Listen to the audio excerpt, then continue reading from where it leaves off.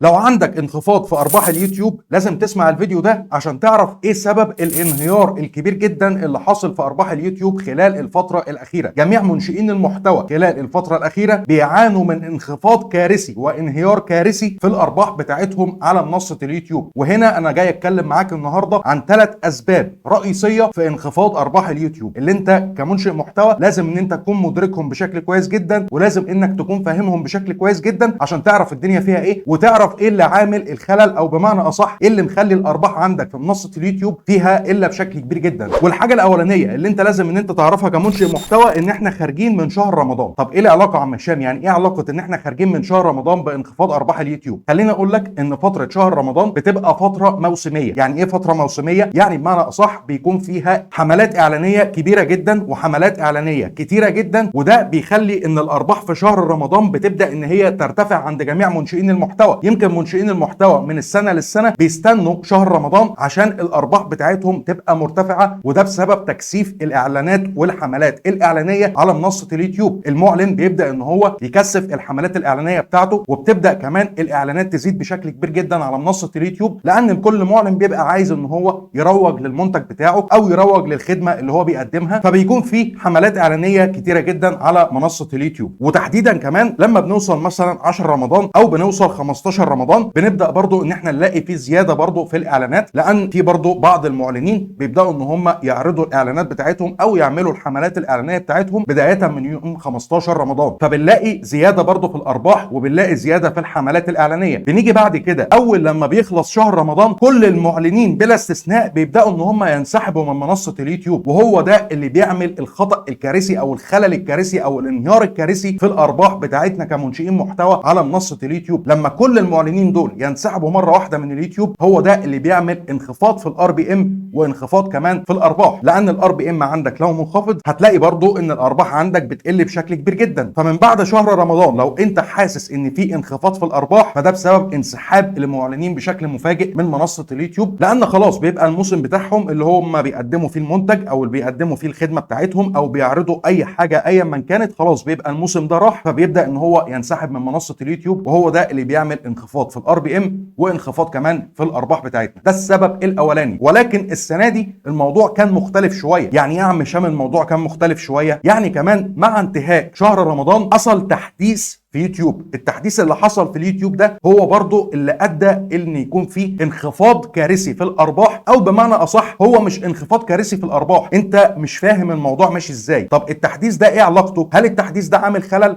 لا، هو التحديث ده مش عامل خلل اطلاقا، بس انت لازم تبقى فاهم التحديث ده ماشي ازاي عشان تقدر انك تعرف عندك سبب انخفاض الارباح ده ايه. طب ايه هو التحديث ده؟ هو ده اللي هينقلنا على السبب الثاني، وهو التحديث اللي حصل يوم 31 مارس في الفيديوهات القصيره. جه اليوتيوب قال لك احنا هنعمل تحديثات يوم 31 مارس على احتساب المشاهدات بتاعه الفيديوهات القصيره. التحديث ده عشان انت تبقى فاهمه وعشان انت تبقى مدركه هديهولك بس كده بشكل مختصر، انا اتكلمت عنه على فكره، هسيبهولك في البطاقات دلوقتي او هسيبهولك في شاشه النهايه ايا من كان، تقدر انك تروح تتفرج عليه عشان تفهم الدنيا فيها ايه. طيب التحديث ده اثر ازاي على الارباح يا عم هشام؟ التحديث ده بكل بساطه اليوتيوب بدا ان هو يعدل على احتساب المشاهدات بتاعه الفيديوهات القصيره. يعني ايه يعدل على المشاهدات بتاعه الفيديوهات القصيره او على احتسابها؟ يعني بمعنى اصح عشان المشاهده بتاعه الفيديو القصير تبدا ان هي كانت تحتسب قبل كده، قبل يوم 31 مارس، وانت مثلا بتعمل سكرول كده للفيديوهات لازم عشان المشاهده تبدا ان هي تتحسب كان ليها حد ادنى، يعني كان ليها بمعنى اصح عدد ثواني معينه عشان تبدا ان هي تتحسب او يبدا ان هو يحسب لك المشاهده. جه دلوقتي اليوتيوب في التحديث اللي هو عمله يوم 31 مارس قال لك لا، احنا مش هنخلي اي حد ادنى اطلاقا في احتساب المشاهدات بتاعه الفيديوهات القصيره. يعني بمعنى اصح ان انت لو موجود دلوقتي على منصه اليوتيوب وبدات ان انت تعمل سكرول كده، بمجرد ما انت عملت سكرول كده والفيديو اصلا ظهر ده بيتحسب مشاهده لمنشئ المحتوى. وعشان كده كتير جدا من منشئين المحتوى خلال الفتره الاخيره بداوا ان هم يحسوا بارتفاع كبير جدا في المشاهدات بتاعتهم على الفيديوهات القصيره، وده بسبب التحديث ده. طيب ده ايه علاقته برضه عم هشام؟ علاقته ان المشاهدات اصلا بتاعه الفيديوهات القصيره او الارباح بالمعنى الادق بتاعه الفيديوهات القصيره، الارباح بتبقى منخفضه. ارباح الفيديوهات الفيديوهات القصيره لازم عشان انت تجني منها ارباح، ولازم عشان انت تحقق ارباح منها بشكل كويس جدا، لازم ان يجي لك عليها ملايين المشاهدات، ساعتها هتبدا انك تحقق ارباح بشكل كويس. فعشان كده انت بيحصل عندك الخلل، بتلاقي عندك ارتفاع في المشاهدات لو انت منشئ محتوى مهتم بالفيديوهات القصيره ومهتم كمان بالفيديوهات الطويله، يعني بتنشئ على قناتك النوعين من الفيديوهات القصيره والفيديوهات الطويله، فبتلاقي عندك ارتفاع كبير جدا في المشاهدات على قناتك، ولكن بتلاقي الارباح هي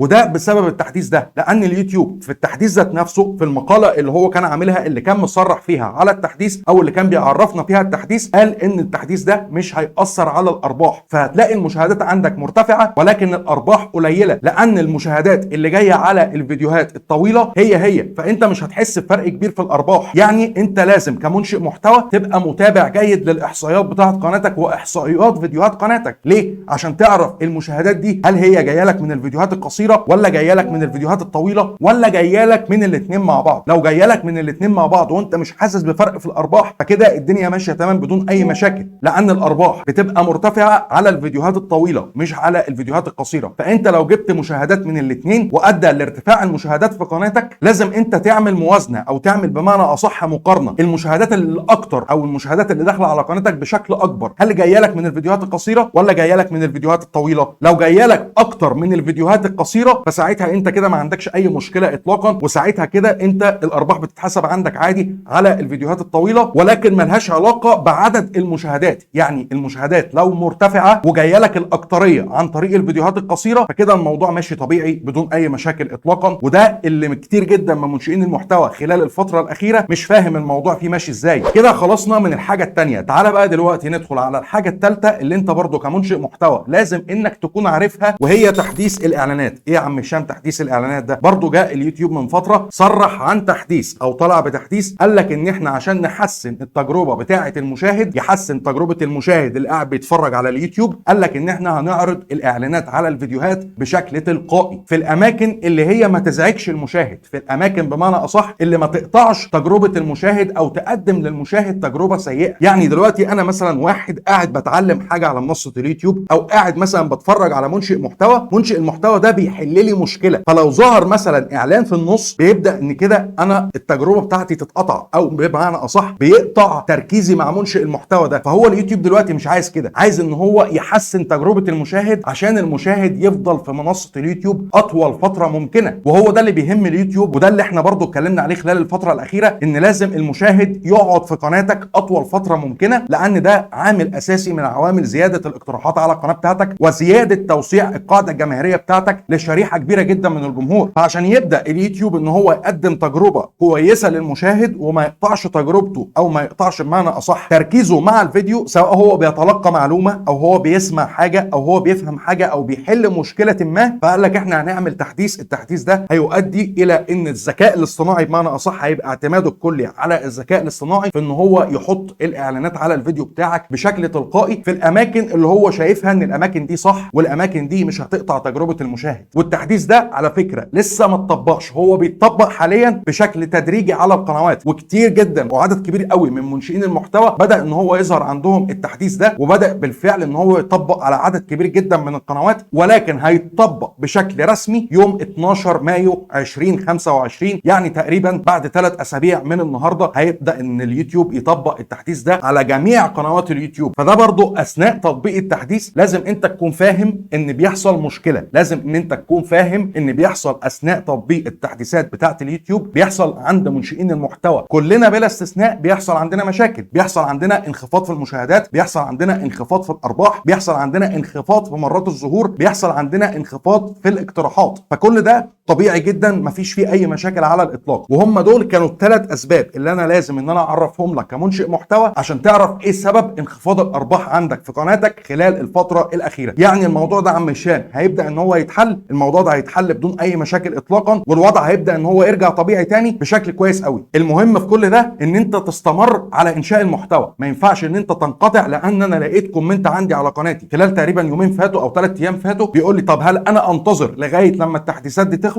ما ينفعش، انت كده مش بتعالج المشكله، انت كده بتعمل مشكله قصادها كمان مشكله، لان انقطاعك عن القناه اثناء تطبيق التحديثات او اثناء ما اليوتيوب بيكون فيه مشاكل ده بالمعنى الاصح كده بيزود الطين بله، يعني بيزود الطين بله على قناتك، بيؤدي ان قناتك يتاثر عليها بالسلب بشكل كبير جدا وانت مش واخد بالك. فانت استمر على قناتك، نزل فيديوهاتك بشكل طبيعي، اتفاعل مع جمهورك بشكل طبيعي، حاول ان انت تهتم بالمحتوى الرائج، حاول ان انت بمعنى اصح تشوف ايه الحاجات اللي بتهم الجمهور بتاعك في المحتوى بتاعك، تبدا ان انت تقدمها له، وهتلاقي الدنيا ماشيه معاك بشكل مستقر وبشكل كويس جدا. لو عندك دلوقتي اي استفسار او عندك اي سؤال، انزل اكتب لي تحت في الكومنتات وهتلاقيني برد عليك. لايكك، شيرك، سبسكرايبك، واشوفك الفيديو الجاي.